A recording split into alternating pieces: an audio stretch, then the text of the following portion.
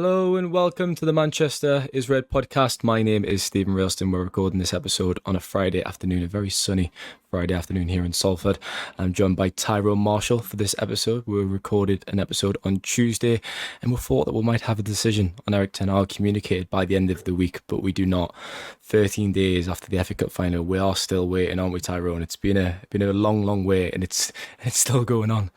It is still going on, yeah. No sign of the white smoke above Old Trafford just yet. It is, it is incredible. It's still going on. Like you say, on Tuesday, I think we were thinking it was the end of the week. All signs sort of led to the end of the week. But the fact that we've brought this podcast recording forward will probably give you every indication you need that we are not expecting anything today on Friday. And hopefully not over the wind is what I'm told, which I'm hoping is the case because I'm working on Saturday. And that is the last thing you need on a quiet Saturday shift. Well, I'm off this weekend. It's my dad's birthday, so hopefully it doesn't happen then. I'll have to come in because Samuel's on holiday, so I guess we could be short-staffed. Ty, do you just want to take it away because you've written the story just this afternoon that INEOS are continuing to whip the future of Erik Ten Hag. Do you want to put some flesh on the bones of that for anyone who hasn't saw the story that's literally just gone out around 20 minutes ago, I believe? Yeah, I mean, the basis of it is that essentially just that there is no decision that has been made. I think there's been a lot of probably speculation over the last few days. A lot of us kind of second guessing where this process is at purely because we've heard very little. It is, it's a slow time in the football world, the first couple of weeks of June. A lot of people are off on holiday, a lot of players, a lot of agents, a lot of managers, a lot of people involved in the game are on holiday. All the focus is kind of on the England squad, and it has been fairly quiet. And like I say, a lot of second guessing around where the process is at, and the fact. I think the idea is that every day this goes on, the more it points to Ten Hag staying. But I don't think that necessarily is the case. From what I'm told, this end of season review that INEOS are conducting is still going on. That's not been finalised yet. It's not a case that a decision has been made and they're dotting the I's or crossing the T's. It is very much a case that it's still open-ended. There's still conclusion to the review. Ten Hag is on holiday and isn't taking part in the review anyway. So there's no change there, and it doesn't. I don't get the impression that the longer this goes on, the more it means he's going to stay. I still think, well, they are still weighing up potential options and talking to potential managers to replace him. The impression I get is that they are not going to sack him and then start a process to recruit a manager. It is a case of if they are going to change, they want to have their ducks in a row and know who they're going to go for and who would be that person. So I don't think they have necessarily decided to stack him. I think there's a good chance still that they might keep him, but they want to keep him for the right reasons. They don't want to make that decision last week, for example, on the back of the emotion of that FA Cup final win. That earned Ten Hag a lot of credit, not just the win, but the manner of the performance and the quality of the performance. It wasn't a smash and grab against City. It was a really good Cup final performance. And from speaking to people around the squad, they've all spoken about how there was just a real belief that week that Ten Hag got the messaging right, he got the tactical plan right, and that gave the players a belief that hadn't been there for a lot of the season. And I think that is evidence of what he can do when he's at his best, I guess. So that's certainly given him credit, but INEOS don't want to make that decision kind of on the back of the emotion of that. They want to give themselves time. We hear this Ratcliffe quote parroted a lot now, but it's another example. It's walk to the right decision rather than run to the long one. And United prepared to be patient with this review. There's no time scale, and as I say, they're still weighing up Ten Hag's future, and they're still weighing up potential candidates if they do decide to sack him. So it's kind of still where we were 2-3 weeks ago, I guess. The thing is, though, Ty, I mean, Sir John Ratcliffe's investment was announced on Christmas Eve. They got the keys to the castle officially on February the 20th.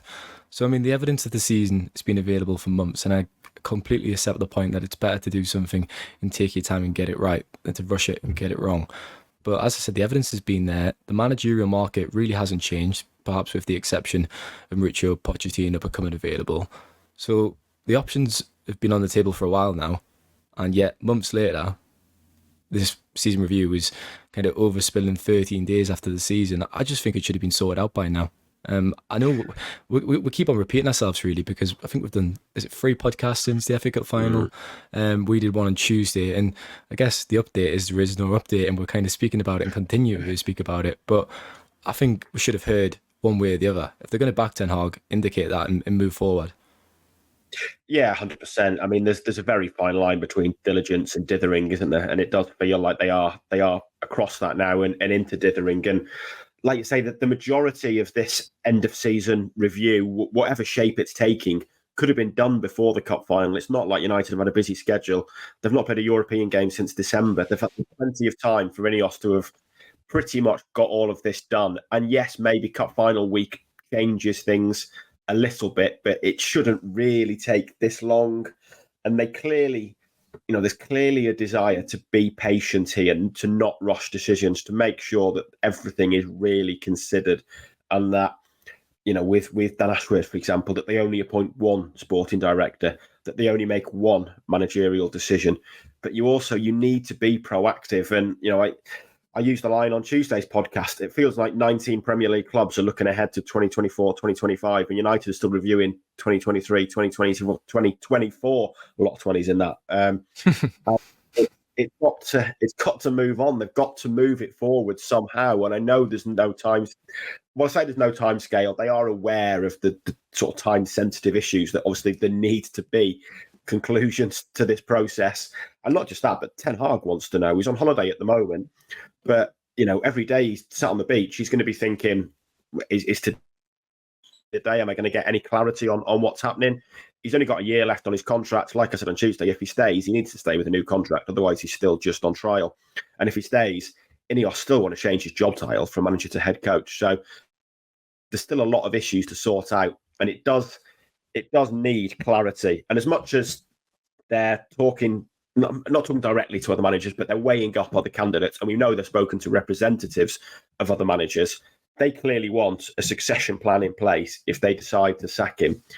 But, there's also a way to treat a current manager who, as much as he underperformed last season, he ended the season on a high. On a whole, his 2 seasons have been acceptable, I guess. 2 trophies, one very good league campaign, one disastrous league campaign, albeit he will point to the mitigation for that. And also someone who's very popular with supporters. So I do think they need to offer some clarity as soon as possible, and I'm surprised it's still dragging on, to be honest. At what stage does it objectively become a farce? Because we've kind of said there is a fine line between dithering and being diligent. If we're sitting on this podcast next Friday, and there still hasn't been a decision communicated either way, surely then it is objectively a bit of a ridiculous process. 3 weeks after the season. Yeah, it's got to be next week. The transfer window opens on week June today. 14. Yeah, week today. And there's also the issue of Sofian Amrabat, Tom Heaton. Tom Evans. Tom Heaton, Johnny Evans. There's kind of 2 contract issues in a transfer there that are very time sensitive. And as much as Ten Hag is probably not as involved in those decisions under this structure, it's still coach related, manager related. So yeah, there does need to be a decision. I mean, if we're recording next Friday and there's still no decision, it's going to look a farce. I think it ultimately becomes a farce if Ten Hag gets bored of waiting and quits. If United lose control of this completely, that would be a farce. And there's definitely that side of it, Tyre. I mean, they could have backed him at any point since Sir Jerome Ratcliffe has come in. He could have came out and briefed, though, a very public announcement and actually give him his support. And we discussed his body language, Sir Jerome Ratcliffe, on FA Cup final day. He was actually probably more warm with Pep Guardiola than he was with Erik Ten Hag. He released a statement congratulating the team. There wasn't a mention to the manager. So this could have been sorted ages ago. And he's probably sitting there thinking, well, he might have his feet up and he's sipping a cocktail after a long, hard season. But he's probably thinking, just back me or sack me. Yeah, there's definitely a degree of that. I mean, you can understand why they were reluctant to totally back him during the season. That they, in the few media engagements Ratcliffe has done, maybe he could have been a bit more effusive about him and backed him a little bit more. But it's kind of, there's this point. United have been unhappy about some of the stories in recent months about the manager being sacked and going and being replaced. But themselves and INEOS have created this void with their total silence on the issue. Ten Hag, Ratcliffe has spoken about so many issues at United, apart from the manager. He's picked off all the low-hanging fruit about staff tidying up after themselves and staff working in offices. But when it comes to a big decision, they just can't make it.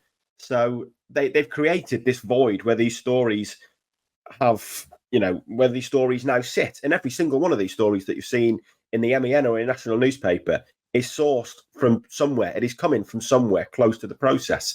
So they've all got a degree of truth in them. And you've got to remember that things can change as well during the way things have gone on. But yeah, there undoubtedly needs to be a decision. And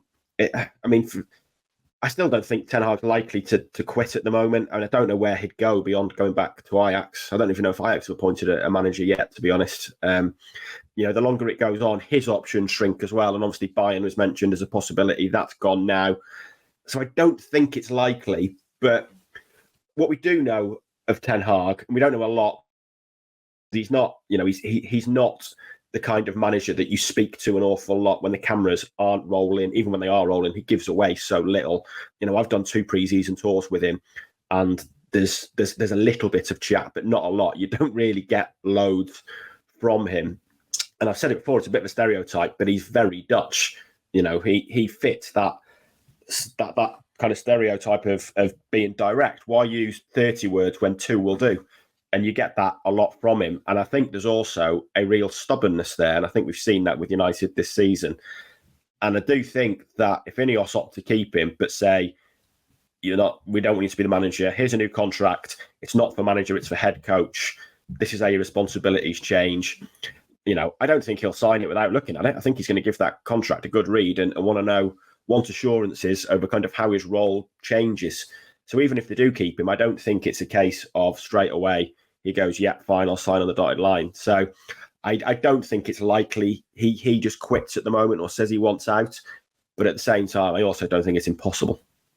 Do you think fan opinion will be considered in this season review process? I think we did 2 surveys, the MEN. One after the Crystal Palace hammering when they got beat 4-0 at the beginning of May, and 38% of fans said they'd like to keep Ten Hag.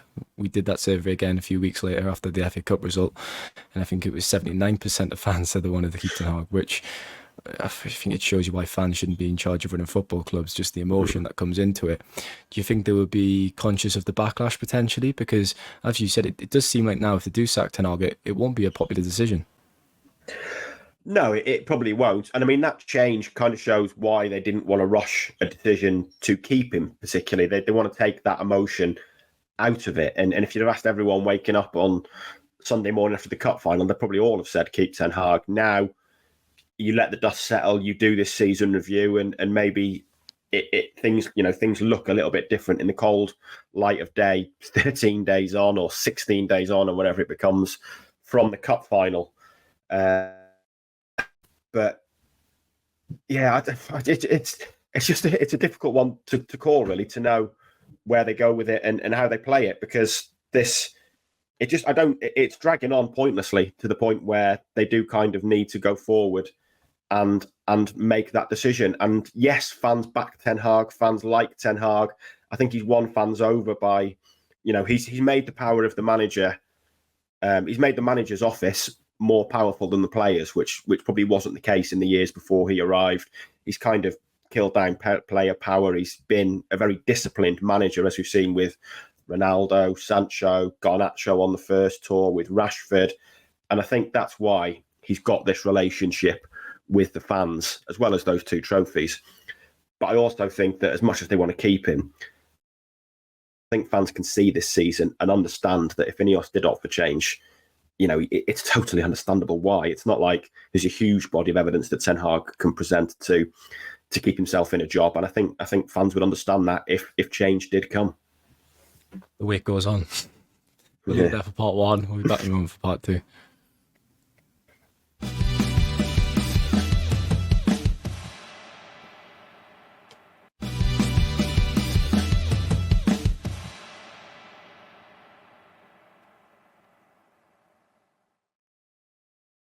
Going to give Rich Fay a mention at the start of this part, Tyrone.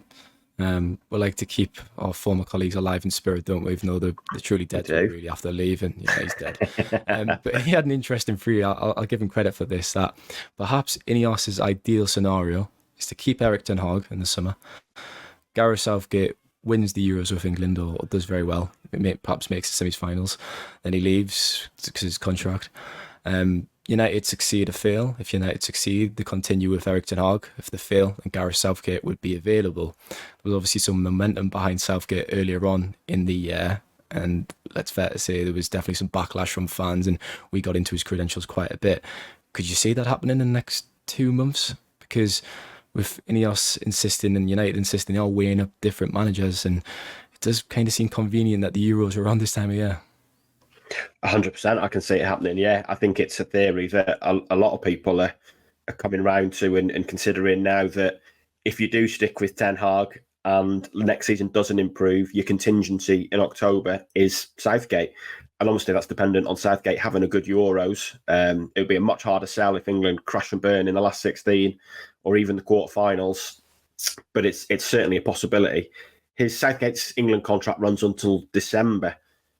Quite strangely, but I think that was to give kind of a cooling off period after the Euros.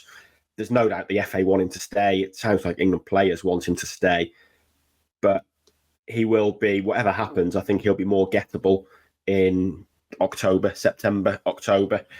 And it's definitely a possibility. I think one of the issues at the moment, I spoke in the first part about them wanting, if Ten Hag does go, wanting the ideal candidate lined up. And I think one of the problems is they haven't got an ideal candidate lined up because there isn't one. Kieran McKenna was recommended to Brailsford and was under serious consideration, but it would have been such a leap to appoint someone like Kieran McKenna as well as he has done.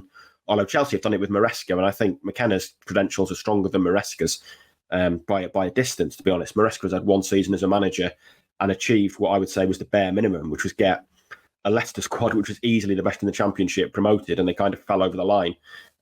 So I think McKenna's credentials are better than that, but it would still have been a huge risk.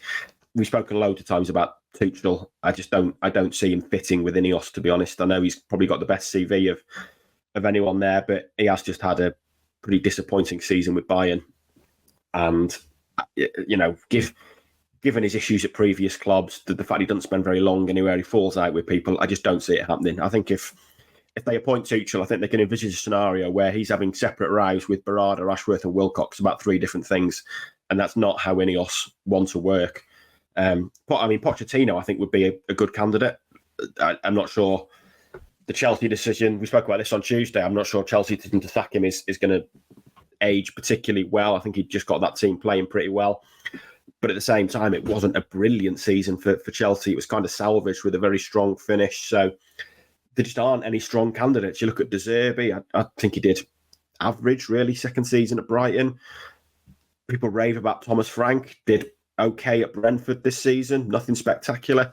There's question marks over all of them, really. And I think that's one of the biggest reasons why they're reluctant just to sack Ten Hag and then say, right, the process for a new manager starts here, because the reality is it's not an easy process because there's no strong candidate.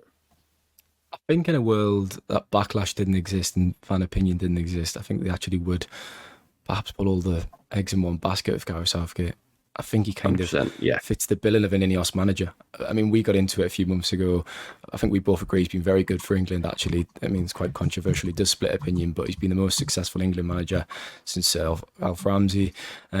But his only previous experience of club management, so Middlesbrough, relegated from the Premier League. On the flip side, though, Ty, I mean, he's a statesman-like figure, isn't he? His personality's excellent. He's really kind of moulded a fantastic atmosphere in that England camp, and players now enjoy playing for England. So could he replicate that in United, where the culture has improved in the 10? Could he pick up the baton and continue with that? But he just doesn't have the credentials to manage the biggest club in England, does he? He just doesn't. You have to have surely a record in the last few years, at least, of club management and of success and trophies as well. I mean, when I look at the list of alternatives, it's probably not someone who actually fits all that, but Southgate definitely doesn't. No, he doesn't really. And, I did the story back in, maybe it was March time, I can't remember for certain, about how INEOS really admired Southgate, and nothing that's happened since has changed my opinion on that. If anything, it's only strengthened. And I think if United had no manager and everyone was available now, they would appoint Southgate. And I still wouldn't be surprised if this whole process ends at the end of this year or maybe end of next season, that Southgate gets the job. I still think that's a distinct possibility. But you're right, the credentials are hard to kind of define. INEOS kind of want this head coach model, but Southgate's barely done any coaching. That's just the nature. That's not a criticism. That's the nature of international management, that you only time you get the players for any level of time to coach is during international tournaments. And what Southgate has done during those tournaments is tend to take a sensible option in that he's worked on the defence, because it's much easier to coach in a short space of time. It's easier to coach a solid defence than create elaborate attacking patterns, and also to work on attacking set pieces, which is a big strength of England's and will provide a lot of goals in tournament football. And I think that's common sense. But none of that gives you the credentials to suddenly go into club management at what is one of the biggest clubs in the world and one of the newsiest clubs in the world. You know, his last club job was Middlesbrough, must be 15 years ago now, something like that. You know, a long, long time ago. And it's such a leap to then put him into a club like United. But at the same time, I can understand why. Well, I mean, Brailsford and Ashworth, and I think Ratcliffe, certainly Brailsford and Ashworth, know him very well. There's a strong relationship there. And, you know, a lot of this, and Ratcliffe has spoken about it, is setting the right culture. And Southgate's biggest achievement with England has been to set the right culture. He's turned it into a club environment. I mean, before he was appointed, players didn't want to go with England. They'd find any excuse to pull out of friendly squads, at the very least, sometimes even competitive games. And there was clear divisions within the squad. He has fixed all of that. He has turned it into a club environment, a welcoming environment. The fact he's been there now, you know, well, he's 95 games in. I'm not sure how many years that is, but he's been there a long, long time. And the players still want him to stay. Shows you how much those players think of him. And I think INEOS see that element of him as being attractive to United, that is kind of the figurehead in this head coach management role. He could create a really good squad culture at the club. And maybe they're still looking at it and seeing that the dynamic in that dressing room isn't right, which I think is the case. You know, it's still not a dressing room where everyone sings from the same hymn sheet, where everyone is aligned on what should be happening and what the targets are. And I think maybe they see Southgate as someone who could lead that. But, you know, more generally, tactically, in terms of coaching, it's just such a huge gamble, I think, to appoint someone who hasn't done any work at a club for so long, and whose only club experience is at a club the size of Middlesbrough. I think in terms of a decision that actually unites the United fan base, I mean, you go back to the Super League when everyone mobilised behind that. I generally think that the backlash to Southgate would be similar. I think it would be widespread and huge and unanimous, really. I think it would be such an unpopular appointment. He doesn't have the credentials, full stop, to manage United. I mean, you could see him kind of go to a mid-table Premier League club, and maybe even that would be a stretch as well. Like, has what he's done on the international stage of England, does he deserve a job, for example, at West Ham or Crystal Palace? I'm not quite sure. When you look at the appointments those clubs are making these days and the standard of the managers in the Premier League now, Julian Lopetegui at West Ham, who would have thought that? Glasner's doing a brilliant job at Palace. So the calibre of managers in the Premier League has just been taken up to another notch. And is Southgate really on a level playing field with those clubs, with those managers? Definitely not. And Manchester United shouldn't have a worse manager than Crystal Palace or West Ham, should they, being the biggest club in England. But you mentioned the other alternatives there, Ty. I mean, you look at the bookies' odds. Pochettino, De Zerbi, Tuchel, Southgate. McKenna's just signed a new contract, but he's sitting at 11-1. So if you put £5 on at 11-1, you lose £5. Thomas Frank, Graham Potter, and then just kind of nobodies after that. We are repeating ourselves because we've said it on so many podcasts, but the list of alternatives really isn't inspiring. No, it's not. It's not. And I don't necessarily think Southgate would be a terrible appointment. I mean, I think part of this, saying there, is he a better manager than Oliver Glasner? I mean, we don't know for sure, but a few months ago, everyone would have said yes. Glasner's had an amazing start at Palace, but I still think that the manager of England, who's taken England to a semi-final, a final, and a quarter-final, is probably a better manager than Oliver Glasner. See, I just see international football as almost, maybe I shouldn't, but it's a different entity to club football these days. I think the tactics are so different. Yeah, that's the challenge. Demands of the role. Yeah, that's the challenge, that you can't make easy comparisons, particularly because it, like you say, that the challenge is different, and it almost is a totally different sport. Really, it's a totally different branch of the sport almost, partly because club management and club teams these days play such elaborate systems. The coaching is so elaborate. You know, you only had to hear Gary Neville talking earlier this week about United under Fergie didn't work on any passing patterns, any patterns of play particularly. that's incomprehensible now at club level. And you play, even Glasner at Palace, when he's there so quickly, you pick up these elaborate pressing patterns and patterns of play and certain things like that. You just can't do that at international level. So that does make a comparison difficult. But I still think Southgate's record is good. We've said before, I know I've said it on it, England were the best team at the 2022 World Cup. They didn't win it, but they were still the best team. And football is a low-scoring sport, which makes it very susceptible to luck. And someone who barely ever misses a penalty missed the penalty. France scored a worldie from distance and then a header which deflected in off Harry Maguire when he was trying to challenge for it. There was moments of luck that decided that game that England could easily have won. They were the better team in that game. And for me, they were the best team in the tournament. And just because they didn't win it, you can't make judgments on that necessarily, I don't think, because bad luck can happen to you. And if the pattern of that game was played 100 times, England win that game 65 times, I reckon, against France. Because they lost it, I don't think you should make a damning judgment of Southgate. Maybe his substitutions and his in-game management could be better.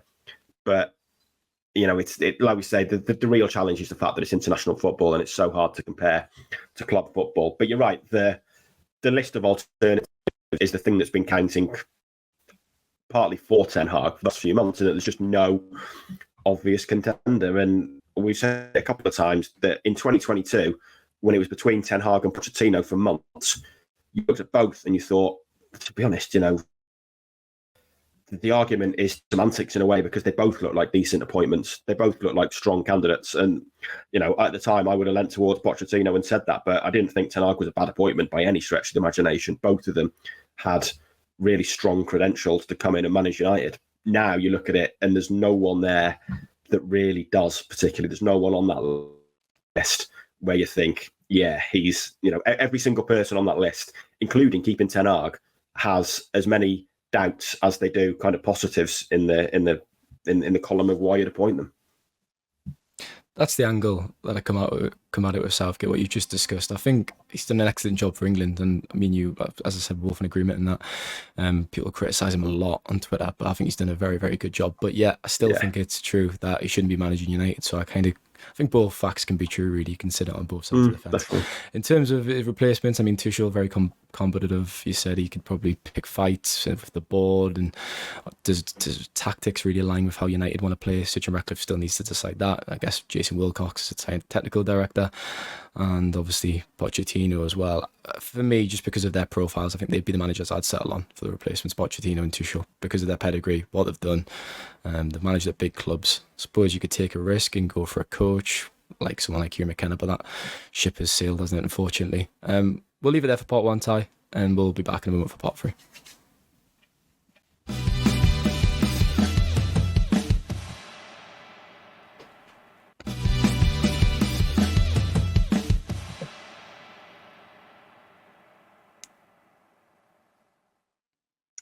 Welcome back to part three of the Manchester is Red podcast. We'll end the podcast by getting into some brief Euro 2024 bits of England. So if you don't care, turn off. I will not blame you. The squad's been announced, Tyrone, yesterday. It was kind of leaked and disseminated through the media before the official announcement. But Luke Shaw's made the squad. Harry Maguire has missed out with a groin injury. Was it a groin injury? Was it a muscle injury? Calf. Oh, it's a calf. It's a calf injury. Calf. Yeah. It's because I did a piece yesterday. I was delving through his the injury that he picked up in December and then April, and then obviously this one that's been ruled out of the England squad. So he's picked up a few this season, Harry Maguire. He won't be on the plane to Germany. And then Jared Bramfrey as well, who is a United target. United are interested in this summer. He's not been included, but Kobbie Mainoo has. So we'll get into him a bit at the end of Kobbie Mainoo type. But we'll begin with Maguire, I guess. Because as I said, I was looking through his season, and I remember being at that Bournemouth game in April, Bournemouth away at the Vitality Stadium, and watching him clutch his thigh in pain. And that was in the first half. We just presumed he'd come off. He carried on, he received treatment and battled through.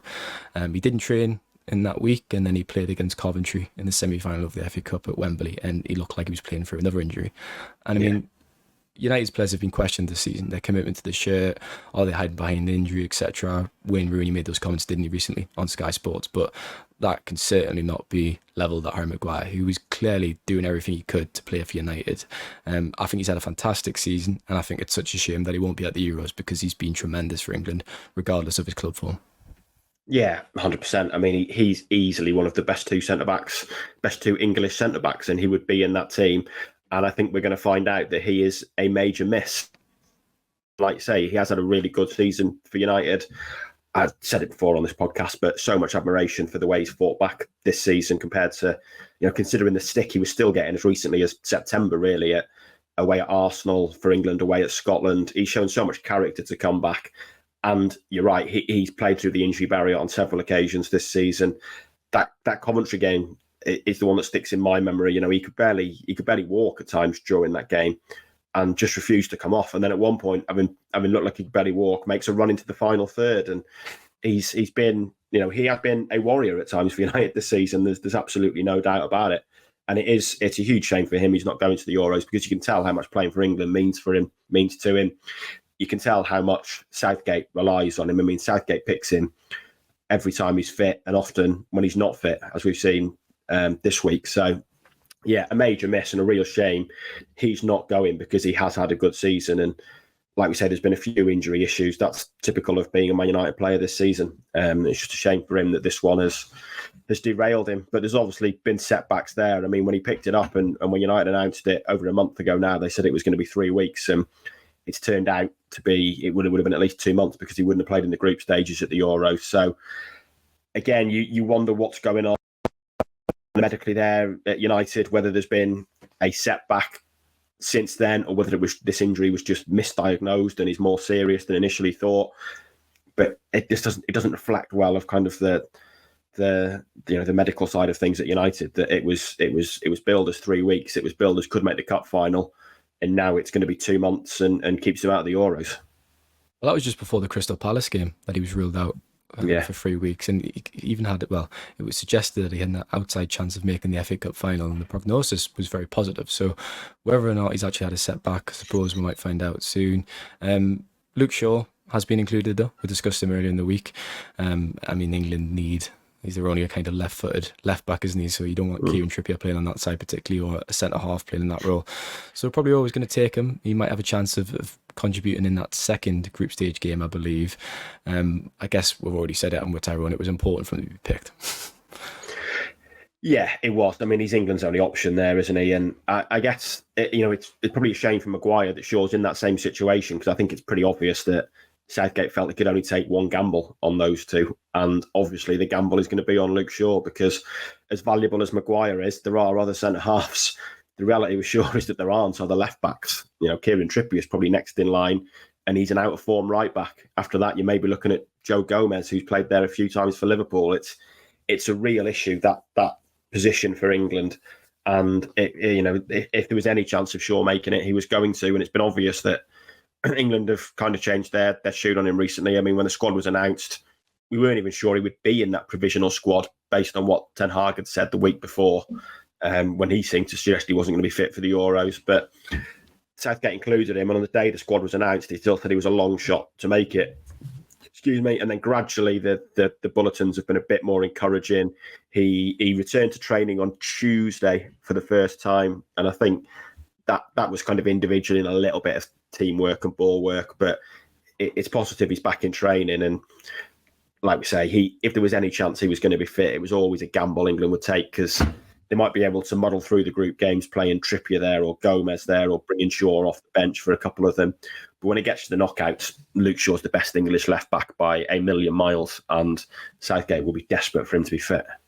And if they had another left back and Shaw was getting back to fitness, he could have actually played centre half, because he was exceptional in that role in Ten Hag's first year. I mean, he was so brilliant, wasn't he? He was a revelation at centre half. He was really good, yeah. Surprised everyone, really, yeah.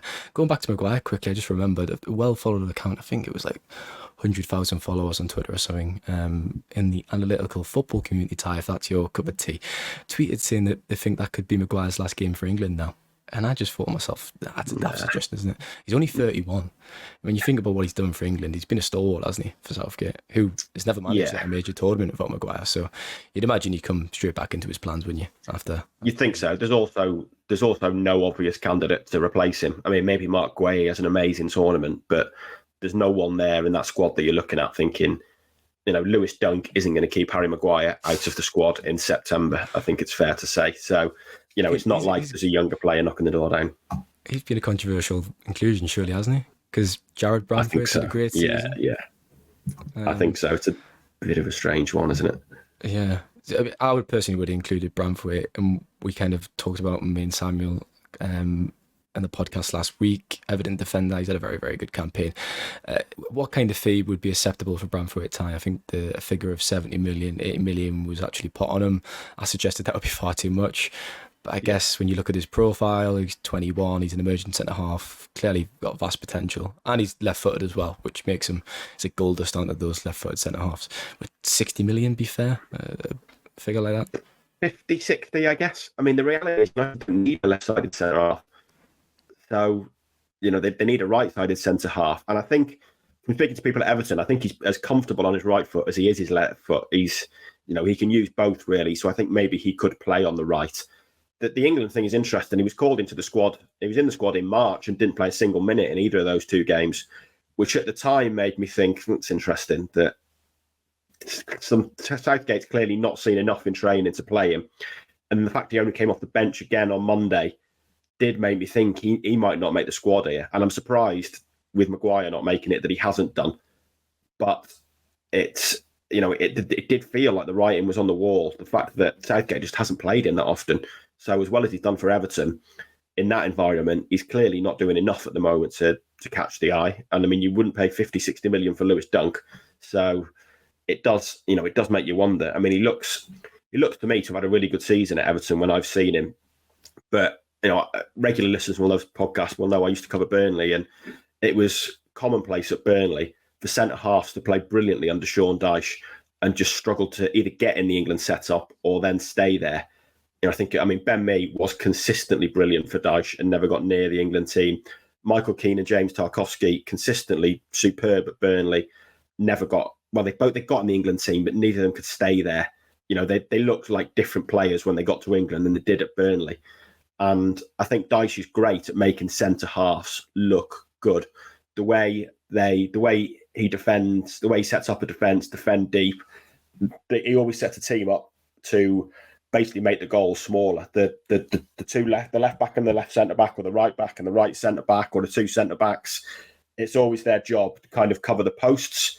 So the centre halves at Everton and it used to be at Burnley get a lot of blocks in because they constantly work on positioning to basically make the goal smaller. So that when you're lining up a shot, the posts are covered, you can only go down the middle. And it's why Jordan Pickford makes so many saves, because so many shots are straight at him. And I do think there's something in it maybe that Dyche just has a method of making centre-halves look really good that maybe doesn't always translate to the bigger stage or to a more expansive team. So, you wonder if that's something to weigh up when people are looking at Brandtwaite. The fact that he seems to have gone up to England level and not immediately caught the eye when we all saw him at Everton and think, God, he looks the real deal. It's not necessarily terminal, but it's still interesting, I think, given that history there. He looked great to me. He looked comfortable on the ball and a good passer, but he's clearly not the finished article. I don't think anyone's suggesting he was, but the fact he's not managed to force his way into that setup does make you wonder whether there is something there still that shows he's still got a bit of learning to do, in which case 60 million, 70 million this summer is probably too much in a summer where United are counting every penny, basically. That sort of insight into Sean Dyche is exactly why we pay Tyrone the big bucks. But the next question, I guess, can you do your Dyche impression? No, there is no way I'm doing a Dyche impression. Absolutely not. Absolutely not. A gravelly voice. Sorry, go on. For a press conference, there's been some spiky Ten Hag ones recently, but the press conference when Dyche was asked if he's ever eaten worms will live long in the memory. I'm not sure that'll ever be beaten for the press conference I was at. Excellent. I think it's an experience thing with Brandtwaite, really. I know Lewis Dunk's only got 6 England caps. But I think it takes a little bit longer for centre-backs to mature, actually, and kind of fill into that role. It's a high-pressure role, a lot of demands on that position, central defence. So I think that's got a lot to do with it anyways. Lastly then, Ty, Kobbie Mainoo, we've run out of superlatives from him, really. He made his full Premier League debut in November. By June, he's been included in the England squad for the Euros. What a story, what a player, and what a talent. Yeah, unbelievable. I mean, 35 35 senior club games, and he's going to the Euros. And not just that, I think there's a decent chance he might start in the Euros. Phenomenal success story, really. Brilliant, pretty much all season. Great goal, great performance in the cup final. Outshone his fellow Stockportian, Phil Foden, that day.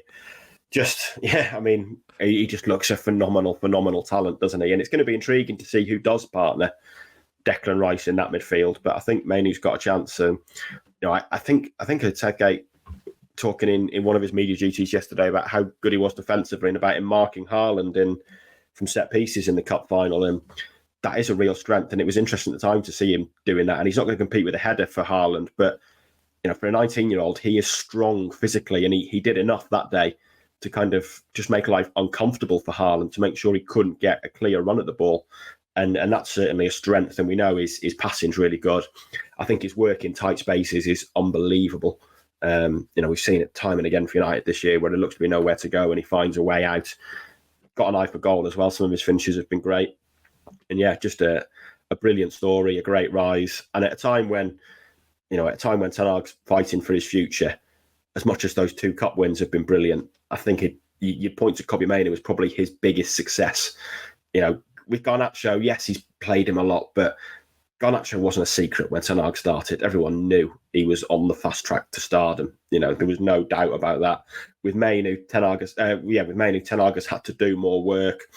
You look back now to that Carabao Cup win in February against Newcastle, when he sought him out on the pitch and kind of said to him, there'll be games, there'll be moments like this for you. Ty, I was saying that to my friends as well after watching Mainoo at Lee Sports Village. I was getting them in a bar, put my arm around them and saying, I tell you, lads, this lad, he's coming. Mainoo. Watch out for him, he's coming, yeah. Yeah, and a lot of people who watch United's youth team regularly knew he was a standout player. But you've still got to back him, you've still got to trust him, you've still got to give him the right advice.